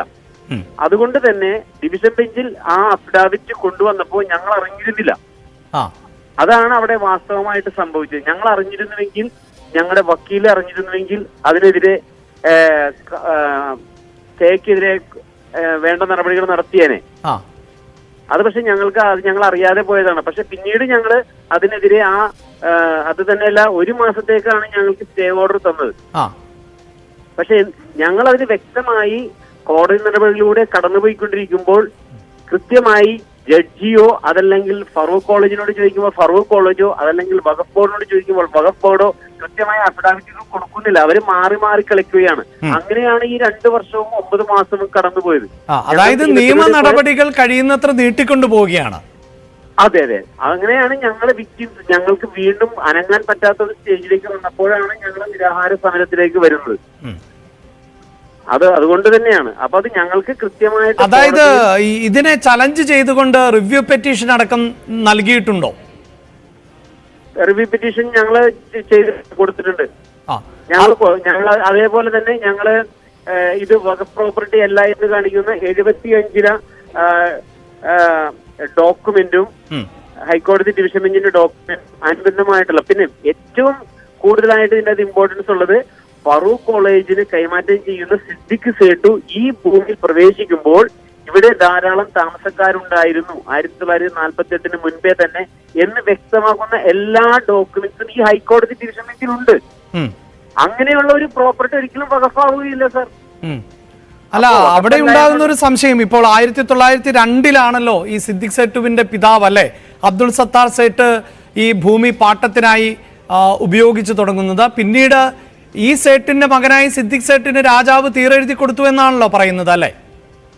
അതല്ല, അദ്ദേഹത്തിന്റെ മകനല്ല, അദ്ദേഹത്തിന്റെ 3ാമത്തെ തലമുറയിലെ വരുന്ന ആള് രജിസ്റ്റർ ചെയ്തെടുക്കുകയാണ് ചെയ്തത്. അതായത് പാട്ടത്തിന് കൊടുത്ത ഭൂമിയാണെങ്കിൽ പോലും 1948 ഇടപ്പള്ളി രജിസ്റ്റർ ഓഫീസിൽ നിന്നും ഈ ഭൂമി രജിസ്റ്റർ ചെയ്തെടുത്തു. അത് പാട്ടത്തിനില്ലാത്ത ഭൂമിയും വെറുതെ ഫ്രീ ആയിട്ട്, അതായത് ഗവൺമെന്റിന്റെ കണക്കുകളിൽ പെടാത്ത ഭൂമികളും ആ കാലഘട്ടത്തിൽ ഇന്ത്യ സ്വാതന്ത്ര്യം പ്രാപിച്ച സമയത്ത് റവന്യൂ വരുമാനം സർക്കാരിലേക്ക് വരുന്നതിന് വേണ്ടി തീരെഴുതി കൊടുക്കുന്ന സമ്പ്രദായം ഉണ്ടായിരുന്നു. അത് തിരുക്കൊച്ചി 1949 തിരുക്കൊച്ചി രാജ്യം രൂപീകരിച്ചതിന് ശേഷവും ഇതേപോലെ തന്നെ ഗവൺമെന്റിന്റെ കണക്കിൽപ്പെടാത്ത ഭൂമികൾ വ്യക്തികൾക്ക് പതിച്ചു കൊടുക്കുന്ന, രജിസ്റ്റർ ചെയ്ത് കൊടുക്കുന്ന സമ്പ്രദായം ആ കാലഘട്ടത്തിൽ ഉണ്ടായിരുന്നു. അത് സർക്കാരിന്റെ റവന്യൂ വരുമാനങ്ങൾ വരുന്നതിന് വേണ്ടിയായിരുന്നു. അത് പ്രകാരം അദ്ദേഹത്തിന് സ്വന്തം ഭൂമിയായിട്ട് ഇത് മാറുകയാണ് ചെയ്തത്. കണക്കിൽ പാട്ടഭൂമി മാറി ഗവൺമെന്റിന്റെ അംഗീകാരമുള്ള രജിസ്റ്റർ ചെയ്ത ഭൂമിയായിട്ട് സിദ്ദിഖ് സേട്ടുവിന് വരികയാണ് ചെയ്യുന്നത്. ആ ഭൂമിയാണ് ഫറൂഖ് കോളേജിന് കൊടുക്കുന്നത്. ശരി, ഞാൻ താങ്കളിലേക്ക് വരാം. അഡ്വക്കേറ്റ് മുഹമ്മദ് ഷാ ഇപ്പോൾ ടെലിഫോൺ ലൈനിലുണ്ട്. ശ്രീ മുഹമ്മദ് ഷാ, ഇവിടെ ഈ ഭൂമി വഖഫ് എന്ന നിലയിൽ കൂടി നൽകിയിട്ടുണ്ട്. ഇപ്പോൾ ആ ഡീഡിന്റെ വിശദാംശങ്ങൾ ന്യൂസ് 18 പുറത്തുവിടുമ്പോൾ അതിൽ വഖഫ് എന്ന വാക്കുണ്ട്, അതിൽ ഒക്കഫ് എന്നാണ് എഴുതിയിട്ടുള്ളത്. അതെന്തായാലും പക്ഷേ വഖഫായി ഒരു ഭൂമി നൽകുമ്പോൾ അതിൽ ഉപാധികളോ നിബന്ധനകളോ പാടില്ല എന്നല്ലേ ചട്ടം? അങ്ങനെ ഉപാധികളോടുകൂടി നൽകുന്ന ഭൂമിയെ നമുക്ക് വഖഫ് ഭൂമിയായി കാണാൻ സാധിക്കുമോ? ഞാൻ ട്രാവലിംഗ് ആണ്, എനിക്ക് നിങ്ങളുടെ ചോദ്യം വരുമ്പോഴും കേൾക്കാൻ സാധിച്ചിട്ടില്ല. ഞാൻ ഈ വഖഫ് ഇപ്പം ഈ പറഞ്ഞ ഈ 1950 പറയുന്ന വഖഫ് ഭൂമി എന്ന് വഖഫ് ചെയ്തു എന്ന് പറയപ്പെടുന്ന ആധാരം, ആ ആധാരത്തിന്റെ കോപ്പി ഞാൻ ഓൾറെഡി കണ്ടതിന് ശേഷമാണ് അതിനെ കമന്റ് ചെയ്തത്. അതിനകത്തുള്ള റൈഡേഴ്സ്, അതിന്റെ കണ്ടീഷൻസ് വഖഫിന്റെ സ്വഭാവം കളയുന്നതാണെന്ന് തന്നെയാണ് ഞാൻ അന്ന് പറയുന്നത്. അത് തന്നെയാണ് ഫറൂഖ് കോളേജിന്റെ വാദവും. അത് അന്ന് തന്നെ ലീഗൽ ഒപ്പീനിയൻ അവർക്കുണ്ട്. അതുപോലെ തന്നെ ഇവിടെ ഉണ്ടായ അപാകത എന്താണ് നിങ്ങൾ മനസ്സിലാക്കുക? വഖഫ് ഒരു കാലത്തും ഒരു നടപടി ഇതിനകത്ത് എടുത്തിരുന്നില്ല. 2008 ഒരു നിസാർ കമ്മീഷൻ വരുന്നു. അത് നിങ്ങൾക്ക് മനസ്സിലാകുന്നുണ്ടോ എന്ന് എനിക്കറിയില്ല. ചുമതലപ്പെടുത്തിയത് ഉണ്ടെന്നാ? അതെ, കമ്മീഷൻ ഓഫ് എൻക്വയറീസ് ആക്ട് പ്രകാരം ഒരു നിസാർ കമ്മീഷനെ കൊണ്ടുവരുന്നു. നിസാർ കമ്മീഷനകത്ത് proper enquiry, even recitation of the deed പോലും പ്രോപ്പർട്ടി നോക്കാതെ, കൺസ്ട്രക്റ്റീവ് പൊസിഷൻ നോക്കാതെ, അവർക്ക് അസറ്റ് രജിസ്റ്റർ ഇൻക്ലൂഡഡ് ലാൻഡ് ആണോ നോക്കാതെയൊക്കെ തന്നെ അത് തിരിച്ചു പിടിക്കാൻ വേണ്ടിയിട്ട് ഒരു റിപ്പോർട്ട് കൊടുക്കുന്നു. ആ റിപ്പോർട്ട് 2010 ക്യാബിനറ്റ് അപ്രൂവ് ചെയ്തിട്ട് വഖഫ് ബോർഡിന് ഡയറക്ഷൻ കൊടുക്കുകയാണ് ഇത് തിരിച്ചു പിടിക്കാൻ. ആ ഡയറക്ഷൻ വഖഫ് ബോർഡ് കംപ്ലൈ ചെയ്യുന്നില്ല. 2016 രണ്ടാളുകൾ ഹൈക്കോടതി പോയിട്ട് ഡയറക്ഷൻ കൊടുക്കുന്നു, വഖഫ് ബോർഡ് ഇത് കംപ്ലൈ ചെയ്യുന്നില്ല എന്ന് പറഞ്ഞാൽ. വീണ്ടും വഖഫ് ബോർഡ് അപ്ലൈ ചെയ്യുന്നില്ല. അത് കണ്ടംപ്റ്റിന്റെ അവസ്ഥയിലെത്തുന്നു. ആ സമയത്താണ് ഇവര് പിന്നെ ഈ ആക്ഷൻസിലേക്ക് ഇനിഷ്യേറ്റ്. അപ്പൊ ഞാൻ പറയുന്നതിന്റെ ബേസിക് റീസൺ 2009 കൊടുത്ത ഈ റിപ്പോർട്ട് 2010 ഗവൺമെന്റ് ഓർഡർ ആണെന്നിരിക്കെ അതിനെ അറ്റാക്ക് ചെയ്യൽ, അത് മാറി നിൽക്കാതെ ഇവർക്ക് ഇതിന് പ്രതിവിധിയില്ല. പിന്നെ നമ്മളിപ്പോ ഇവരെ പറയുന്ന മറ്റു വിധ വിഷയങ്ങളുണ്ട്. ബില്ലിനെ കുറിച്ചൊക്കെ പറയുമ്പോൾ നിങ്ങളൊരു കാര്യം മനസ്സിലാക്കുക. ഈ ബില്ലിലെ ചില കണ്ടീഷൻസ് എന്താ പറഞ്ഞ ആരാധന നടക്കുന്ന ഭൂമികളൊക്കെ ഗവൺമെന്റ് ലാൻഡായി മാറുമെന്ന് പറഞ്ഞാൽ ആർട്ടിക്കിൾ 25-26 ഹിറ്റ് ചെയ്യും. അതുപോലെ അത് മുസ്ലിമുകളെ മാത്രം അഡ്വക്കേറ്റ് മുഹമ്മദ് ഷാ, നമ്മൾ ആ രാഷ്ട്രീയമല്ല ചർച്ച ചെയ്യുന്നത്. അഡ്വക്കേറ്റ് മുഹമ്മദ് ഷാ, ദയവായി താങ്കൾ, അതുകൊണ്ടാണ് നിയമമാണ് പറയുന്നത്. അതെ, അല്ല, താങ്കൾ പറയുന്നത് മനസ്സിലാകുന്നുണ്ട്. താങ്കൾ പറയുന്നത് ഇപ്പോൾ കേന്ദ്ര സർക്കാർ പാർലമെന്റിൽ കൊണ്ടുവരുന്ന വഖഫ് ഭേദഗതി നിയമത്തെ കുറിച്ചാണ് താങ്കൾ പറയുന്നത്. നമുക്ക് മുന്നിലെ വിഷയം അതല്ല ഇപ്പോൾ. തീർച്ചയായും ആ വിഷയം നമ്മൾ പലതവണ ചർച്ച ചെയ്തിട്ടുണ്ട്, ഇനിയും ചർച്ച ചെയ്യാം.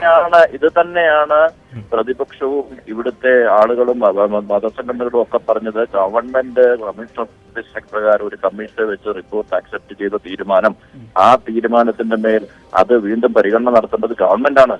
ആ ഗവൺമെന്റ് അത് അടിയന്തരമായി ചെയ്യുകയാണ് ഇതിന്റെ പ്രതിനിധി, അല്ലാതെ മറ്റൊന്നും ഇതിന്റെ പ്രതിനിധിയല്ല. മറ്റതൊക്കെ ഓരോരുത്തരുടെ രാഷ്ട്രീയം കളിക്കാൻ വേണ്ടി ആളുകൾ തെറ്റിദ്ധരിച്ചു. ശരി, അഡ്വക്കേറ്റ് മുഹമ്മദ് ഷാ, നമുക്ക് ആ രാഷ്ട്രീയം മാറ്റിവെക്കാം. നമുക്ക് ഈ മുനമ്പത്തെ ജനതയുടെ മാത്രം വിഷയത്തിലേക്ക് വരാം.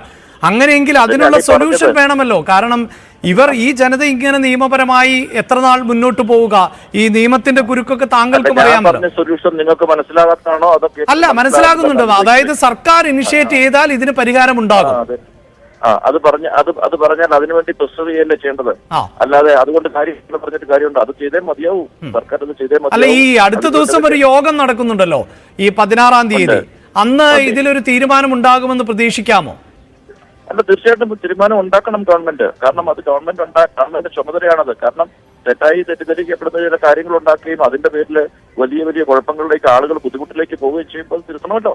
അത് നേരെയാക്കേണ്ട ഗവൺമെന്റ് ചുമതലയല്ലേ. ഗവൺമെന്റ് ചെയ്യുന്നില്ല എന്നുണ്ടെങ്കിൽ അത് സംബന്ധിച്ചിട്ടുള്ള മറ്റു നടപടികളുമായി മുന്നോട്ട് പോകേണ്ടി വരും. ശരി, മുന്നോട്ട് പോയിട്ടാണെങ്കിൽ ഒരു സംശയം കൂടി, അതായത് ഗവൺമെന്റ് ഈ വിഷയത്തിൽ ഇടപെട്ടാൽ തന്നെ കോടതിയിൽ പോയി ഗവൺമെന്റിന്റെ സഹായത്തോടു കൂടി ഇപ്പോഴത്തെ വിധി ഇല്ലായ്മ ചെയ്യുക, അങ്ങനെ മാത്രമല്ലേ ഇതിലൊരു പരിഹാരം ഉണ്ടാകും? ഞാൻ ഒരു കാര്യം പറയാം. കോടതി ഇതുവരെ ഒരു വിധിയും കൺക്ലൂസീവ് ആയിട്ടുള്ള ഒരു വിധിയും ഇതിനെക്കുറിച്ച് പറഞ്ഞിട്ടില്ല എന്നാണ് ഞാൻ പറയുന്നത്. 2016 കൊടുത്ത വിധി പോലും 2016 ഇത് ഈ പറഞ്ഞ നെസർ കമ്മിറ്റി റിപ്പോർട്ടും ഗവൺമെന്റിന്റെ ജിയോയും നടപ്പിലാക്കാൻ പറയുമ്പോഴും അതിന്റെ മെറിറ്റിലേക്ക് പോയിട്ടല്ല കോടതി പറയുന്നത്. കോടതി പറയുന്നത് ഇങ്ങനെ ഒരു ജിയോയും ഒരു റിപ്പോർട്ട് നിലനിൽക്കും, അത് നടപ്പിലാക്കാൻ നിങ്ങൾക്ക് ചുമതലയില്ലേ എന്ന് മാത്രമേ ചോദിച്ചിട്ടുള്ളൂ. ആ ജിയോയും റിപ്പോർട്ടും ഇല്ലെങ്കിൽ നടപ്പിലാക്കേണ്ടതില്ല. അപ്പൊ അതുകൊണ്ട് തന്നെ കോടതിയുടെ മുമ്പിലുള്ള റിലവന്റ് ഫാക്ടറായിട്ട് ഇത് നിൽക്കുന്നു. ഈ രണ്ട് ഫാക്ടേഴ്സ് അവിടെ നിന്ന് ഉണ്ടാകാൻ ഇല്ല എന്നുണ്ടെങ്കിൽ കോടതി ഓട്ടോമാറ്റിക്കായിട്ട് കോടതി പറയും ആ കാര്യങ്ങളെല്ലാം മാറിയ റിപ്പോർട്ട് അനുസരിച്ചിട്ട് മുന്നോട്ട് പോകാൻ പറയത്തുള്ളൂ. അതിലേക്ക് കാര്യങ്ങൾ എത്തിയായിരിക്കും. അതിനുവേണ്ടി മാത്രം നടത്തുക മറ്റു തരത്തിലുള്ള പ്രചരണങ്ങൾ അല്ല. അപ്പോഴും അഡ്വക്കേറ്റ് മുഹമ്മദ് ഷാ, ഇതിലൊരു പ്രശ്നം എന്താണ്? ഇപ്പോൾ ഈ വിഷയം എത്രയോ വർഷങ്ങൾക്ക് ശേഷമാണ് ഈ പ്രദേശത്ത് ജീവിക്കുന്ന, നേരത്തെ ജോസഫ് ബെന്നി പറഞ്ഞതനുസരിച്ചാണെങ്കിൽ 48-ന് മുമ്പ് തന്നെ ആ പ്രദേശത്ത് ആളുകൾ താമസിക്കുന്നുണ്ട്. ആ ഡോക്യുമെന്റുകൾ അടക്കം സമർപ്പിക്കും. ഇതിപ്പോൾ വരും തലമുറയും ഏത് ഘട്ടത്തിലും ഇത്തരം വിഷയങ്ങൾ നേരിടേണ്ടി വരില്ല. അപ്പോൾ വളരെ കൃത്യമായി കോടതിയുടെ ഭാഗത്ത് നിന്നുള്ള ഏറ്റവും സ്ട്രോങ് ആയ ഒരു ഉത്തരവും ലഭിക്കേണ്ടതല്ലേ ആ പ്രദേശവാസികൾക്ക്? റൈറ്റ്, അദ്ദേഹം ടെലിഫോൺ ലൈനിൽ ഇല്ല. ശ്രീ ജോസഫ് ബെന്നി, താങ്കൾ കേട്ടിട്ടുണ്ടാകുമെന്ന് തോന്നുന്നു. സർക്കാർ ഈ വിഷയത്തിൽ ഇടപെട്ടാൽ, സ്ട്രോങ് ആയി ഒരു ഡിസിഷൻ എടുത്താൽ അതോടുകൂടി അവസാനിപ്പിക്കാവുന്ന ഒരു ടോപ്പിക്കേ ഇതുള്ളൂ എന്നാണ് അല്പസമയം മുമ്പ് സംസാരിച്ച ജസ്റ്റിസ് കമാൽ പാഷയും അഡ്വക്കേറ്റ് മുഹമ്മദ് ഷായും ഇപ്പോൾ പറയുന്നത്. ഈ 16-ാം തീയതി നടക്കുന്ന യോഗത്തിൽ എത്രത്തോളം പ്രതീക്ഷയുണ്ട് ശ്രീ ജോസഫ് ബെന്നി? 16-ാം തീയതിയിലെ ആ ചർച്ച 28-ാം തീയതിയിലേക്ക് മാറിക്കഴിഞ്ഞു.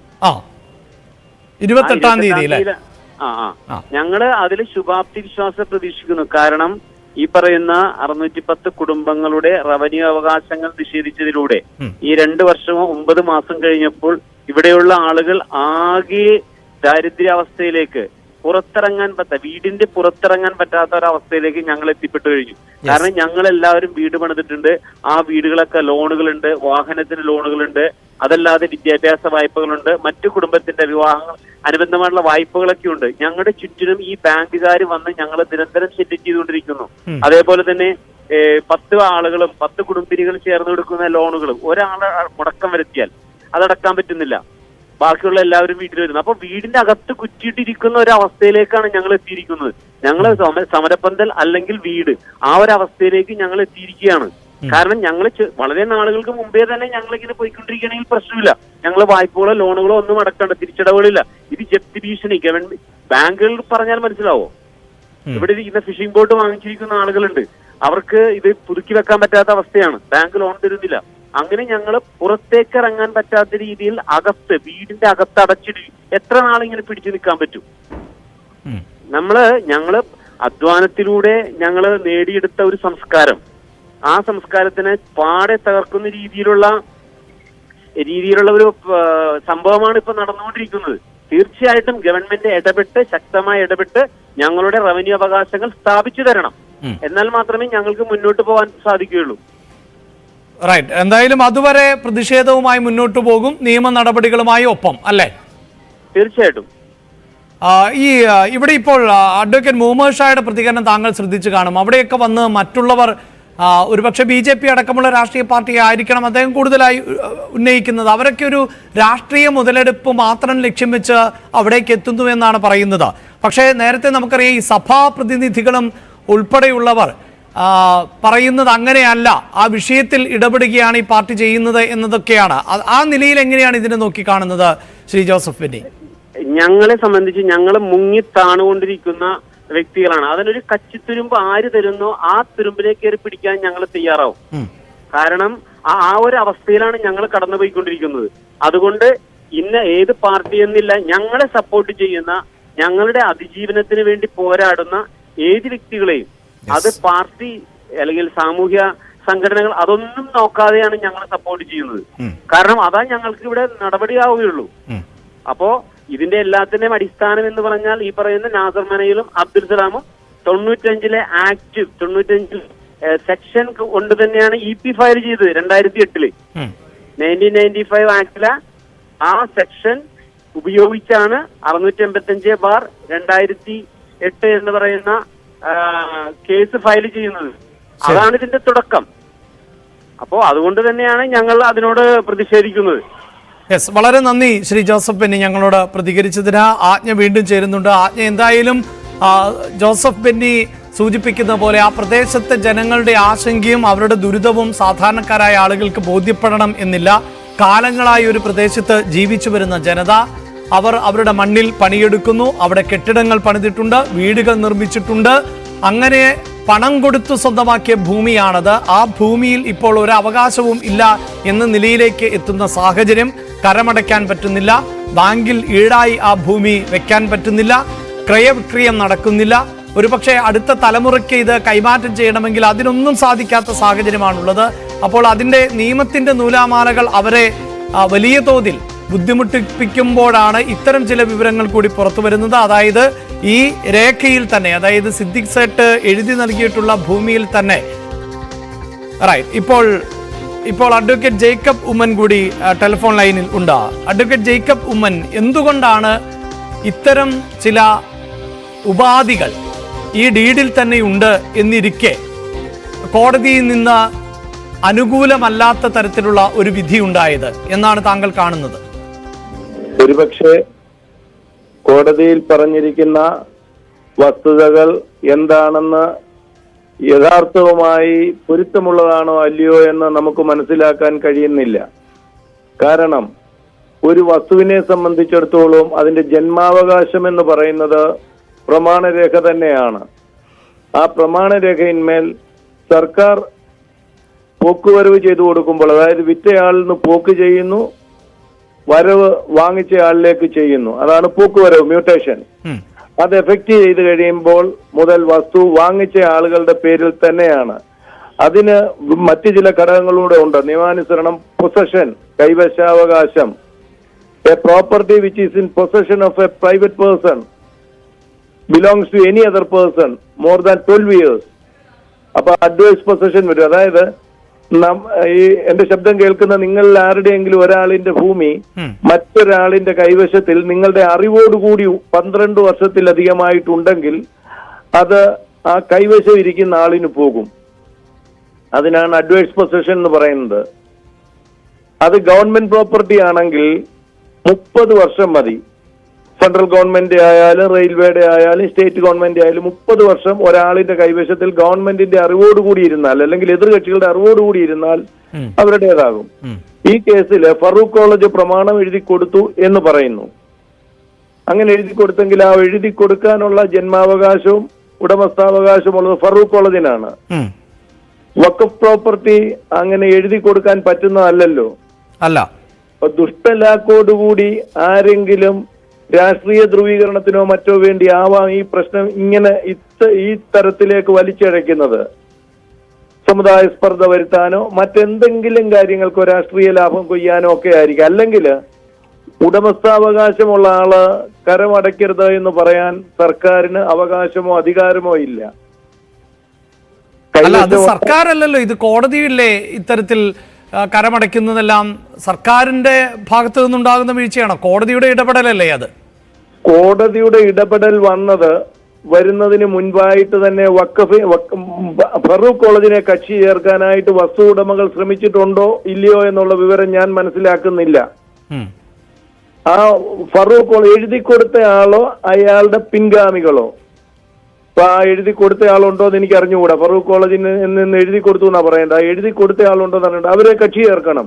അല്ലെങ്കിൽ അതൊരു ഫോർജഡ് ഡോക്യുമെന്റ് അല്ലേ? കാരണം ഇല്ലാത്ത വസ്തു എഴുതി കൊടുക്കാൻ പറ്റുമോ? അവകാശം ഇല്ലാത്ത വസ്തു എഴുതി കൊടുത്താൽ അത് തെറ്റിദ്ധരിപ്പിച്ച് പ്രമാണം ജനിപ്പിക്കലല്ലേ?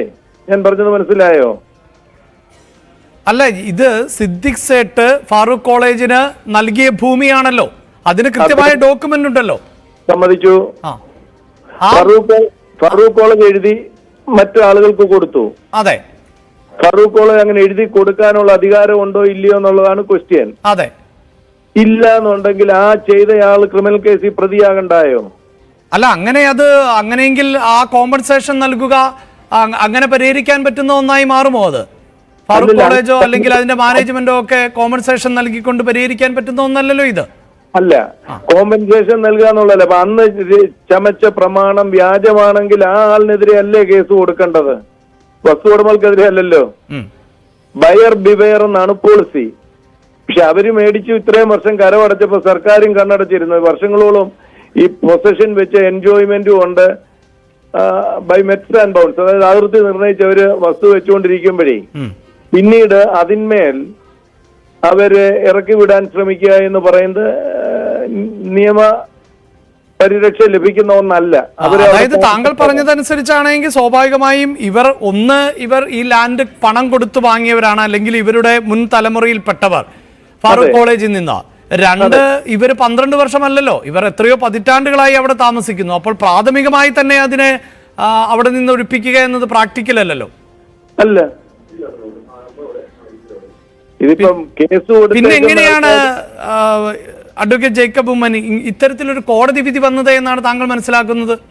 കോടതി വിധി വന്നതിന്റെ സാഹചര്യത്തെ കുറിച്ച് ഞാൻ അത് പൂർണ്ണമായി പഠിക്കാതെ പ്രതികരിക്കുന്നത് ശരിയല്ല. എങ്കിൽ പോലും കോടതിയിൽ പറഞ്ഞിരിക്കുന്ന മറ്റു വല്ല സംഗതികളും ആവാം. അല്ലെങ്കിൽ വിറ്റയാളിനാണല്ലോ ഓണർഷിപ്പ്, ഉടമസ്ഥാവകാശം ഉണ്ടെന്ന് പറയുന്നത് ഫറൂഖ് കോളേജിന്. ആ ഫറൂഖ് കോളേജ് കേസിൽ കക്ഷിയാണോ? അല്ല, അവർക്ക് ആ ഭൂമി വേണ്ട, അവർ ഒരു ആവശ്യവും ഉന്നയിക്കുന്നില്ല. ഞാൻ ചോദിച്ചത് വിറ്റയാൾ കക്ഷിയല്ലല്ലോ. അവരെ കക്ഷി ചേർക്കാതെ പിന്നെങ്ങനെ ഇത് വഖഫിന്റെ ആണോ അല്ലയോ എന്ന് രാഷ്ട്രീയ പാർട്ടികൾക്ക് പറയാൻ പറ്റുന്നത്? അല്ല, അതെന്തുകൊണ്ടായിരിക്കാം ഇവരുടെ അഭിഭാഷകർ ശ്രദ്ധിക്കാതെ പോയത്, സർക്കാരിന്റെ അഭിഭാഷകർ ശ്രദ്ധിക്കാതെ പോയത്? രാഷ്ട്രീയ പ്രേരിതമാവാം. സർക്കാരിന്റെ അഭിഭാഷകർ എന്ന് പറയുമ്പോൾ ഗവൺമെന്റ് നോമിനികളല്ലയോ, പൊളിറ്റിക്കൽ പാർട്ടിയുടെ പൊളിറ്റിക്കൽ സീറ്റ്. അതായത് എന്താണ് താങ്കൾ പറയുന്നത്? ഫറൂഖിന്റെ മാനേജ്മെന്റിന് വേണ്ടി അന്നത്തെ സംസ്ഥാന സർക്കാർ അടക്കം ഇതിൽ ഒളിച്ചുകളികൾ നടത്തിയിട്ടുണ്ട് എന്നാണ്? അത് വ്യക്തമല്ല, എങ്കിലും കാണാമായിരിക്കുമല്ലോ. കാരണം ഫറൂഖ് കോളേജ് അല്ലേ കക്ഷി ചേരേണ്ടത്. എഴുതി കൊടുത്ത ഫറൂഖ് കോളേജിനെ കക്ഷി ചേർക്കാതെ ഒരു കേസിൽ വിധി വന്നാൽ അതെങ്ങനെയാ നിലനിൽക്കുന്നത്? ആ വിധി അപ്പീലബിൾ ആണ്. അപ്പോൾ താങ്കൾ പറയുന്നത് ഈ വിഷയത്തിൽ സർക്കാർ ഒളിച്ചുകളി നടത്തുന്നുണ്ട്, അല്ലെങ്കിൽ നടത്തിയിട്ടുണ്ട്. അതെന്തുകൊണ്ടാണ് താങ്കൾ പറയാത്തത് എന്ന് എനിക്ക് മനസ്സിലാവുന്നില്ല. താങ്കൾ പറയുന്നതിൽ നിന്ന് എനിക്ക് എങ്ങനെയാണ് വായിച്ചെടുക്കാൻ പറ്റുന്നത്? അല്ല, അങ്ങനെ വായിച്ചെടുക്കുന്നെങ്കിൽ ഞാനതിൽ പെശക് കാണുന്നില്ല. പക്ഷെ നമ്മളത് കൃത്യമായിട്ടൊരു സംഗതിയെ കുറിച്ച് പഠിക്കാതെ ചുമ്മാതെ സർക്കാരിനെയോ അതിൽ പ്രവർത്തിക്കുന്നവരെയോ കുറ്റം പറയുന്നത് ശരിയല്ലല്ലോ. ആരെ തന്നെയും കുറ്റം പറയുന്നത് ശരിയല്ലല്ലോ. ശരി, in between lines you can read something, അത് വേറെ കാര്യം. അതായത് എന്തായാലും ആത്യന്തികമായി ആ ഭൂമി അവരുടെ തന്നെയാണ്, അവിടെ നിന്ന് ഒഴിയേണ്ട സാഹചര്യം ഉണ്ടാകാൻ പോകുന്നില്ല. കോടതി വിധി അപ്പീൽ കൊടുത്ത് കോടതി വിധിയിൽ മാറ്റം വരുത്തണം. അപ്പീൽ കൊടുത്താൽ അങ്ങനെ സാധിക്കുമെന്ന് താങ്കൾ പ്രതീക്ഷിക്കുന്നു? തീർച്ചയായും. വളരെ നന്ദി. ഞാൻ സമയപരിമിതി മൂലമാണ് ഇടപെടുന്നത്. വളരെ നന്ദി അഡ്വക്കേറ്റ് ജേക്കബ് ഉമ്മൻ ഞങ്ങളോട് പ്രതികരിച്ചതിന്. ആജ്ഞ ഇതാണ്, അതായത് നിലവിൽ ഇപ്പോൾ നിയമമേഖലയിൽ നിന്നുള്ള നിരവധി ആളുകളെ നമ്മൾ ഈ ചർച്ചയുമായി ബന്ധപ്പെട്ട് വിളിച്ചിട്ടുണ്ട്, ഇതിനു മുമ്പും വിളിച്ചിട്ടുണ്ട്. അവരെല്ലാം ഏകസ്വരത്തിൽ പറയുന്നത് ഇതിൽ വഖഫിന് അവകാശവാദം ഉന്നയിക്കാൻ പറ്റില്ല എന്ന് തന്നെയാണ്. അതുമായി ബന്ധപ്പെട്ട് രേഖകൾ കൂടിയാണ് ഇപ്പോൾ നമ്മൾ ന്യൂസ് 18 പുറത്തുവിടുന്നത്. അതിൽ തന്നെ പല ഉപാധികൾ വെച്ചുകൊണ്ടാണ് വഖഫ് എന്ന നിലയിലേക്ക് ഭൂമി നൽകിയത് എന്ന് ബോധ്യപ്പെടുന്നു. വഖഫായി ഭൂമി നൽകുമ്പോൾ ഇത്തരം ഉപാധികൾ പാടില്ല എന്ന് നിയമം നിലനിൽക്കുമ്പോഴാണ് ഇങ്ങനെ ഒരു ഉപാധികൾ വെച്ചിട്ടുള്ളത്. അതുകൊണ്ട് എല്ലാ അർത്ഥത്തിലും തന്നെ അന്തിമമായ വിജയം ഈ പറയുന്ന പ്രദേശവാസികൾക്കായിരിക്കും, മുനമ്പത്തെ ജനങ്ങൾക്കായിരിക്കും എന്ന നിലയിലേക്കാണ് നിയമവിദഗ്ധരും അഭിപ്രായപ്പെടുന്നത്. ആജ്ഞ.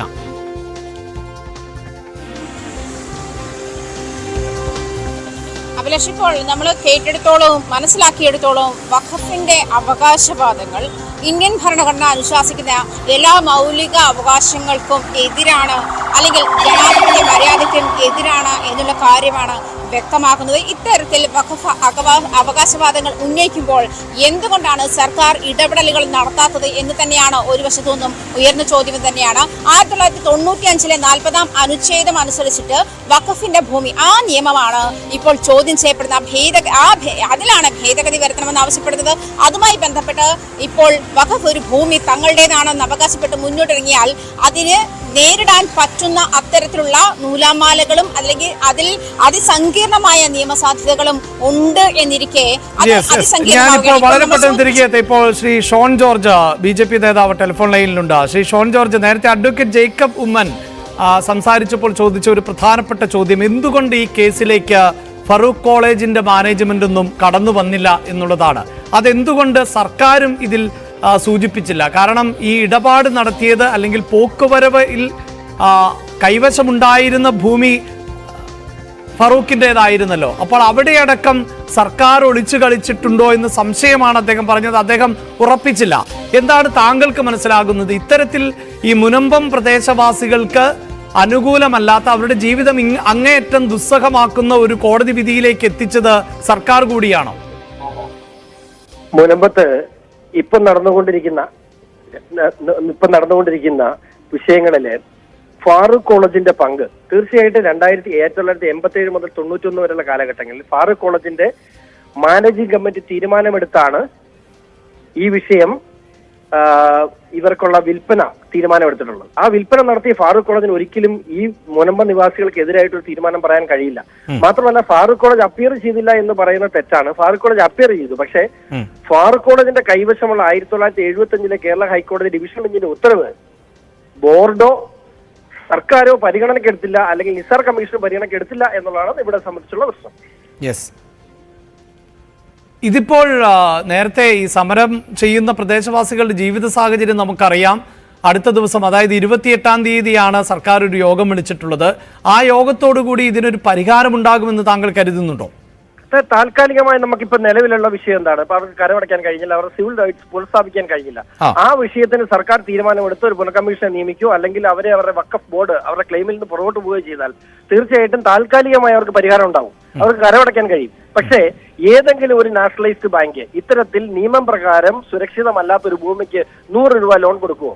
ഏതെങ്കിലും ആളുകൾ ഏതെങ്കിലും സമയത്ത് ആ വസ്തു വാങ്ങാൻ തയ്യാറാവുമോ? കാരണം എന്നെ സംബന്ധിച്ചോ നിങ്ങളെ സംബന്ധിച്ചോ ആരവിടെ ചെന്ന് ഇത്തരത്തിലുള്ള വസ്തുവിനെ സംബന്ധിച്ച് ആർക്കും ഉള്ളിലുള്ളൊരു സംശയം 10 വർഷം കഴിഞ്ഞാലും 15 വർഷം കഴിഞ്ഞാലും 25 വർഷം കഴിഞ്ഞാലും ഞാനും നിങ്ങളും ഇല്ലാത്തൊരു കാലഘട്ടത്തിൽ ഈ നിയമം നിലനിൽക്കുന്നിടത്തോളം കാലം അവരുടെ തലയ്ക്ക് മുകളിൽ തൂങ്ങിക്കിടക്കുന്ന ഡെമോക്രാസിന്റെ വാൾ പോലെ ഒരു വാളാണത്. അത് നിയമം മൂലം പരിഹാരം ഉണ്ടാക്കി കഴിയൂ.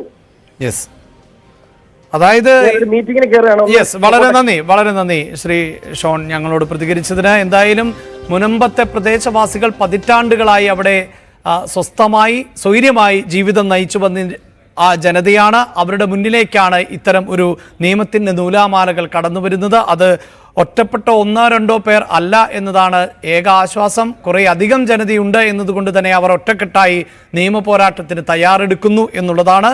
തീർച്ചയായും അവർക്ക് തന്നെ ആയിരിക്കും അന്തിമ വിജയം എന്ന നിലയിൽ തന്നെയാണ് നിയമവിദഗ്ധർ ഉൾപ്പെടെ അഭിപ്രായപ്പെടുന്നത്. ഇതിനിടയിലാണ് ഫറൂഖ് കോളേജിന് ഭൂമി വഖഫായി നൽകുമ്പോൾ അതിൽ അടക്കം ആ ഉടമ്പടിയിൽ അടക്കം ഉപാധികൾ ഉണ്ടായിരുന്നു എന്ന രേഖ ന്യൂസ് 18 പുറത്തുവിട്ടത്. വാർത്തയുടെ വിശദാംശങ്ങൾ ആണ് ആജ്ഞ രവീന്ദ്രൻ നൽകിയത്. ഇടവേളയാണ്. ഇടവേളയ്ക്ക് ശേഷം ഫാസ്റ്റ് ന്യൂസ് കാണാം.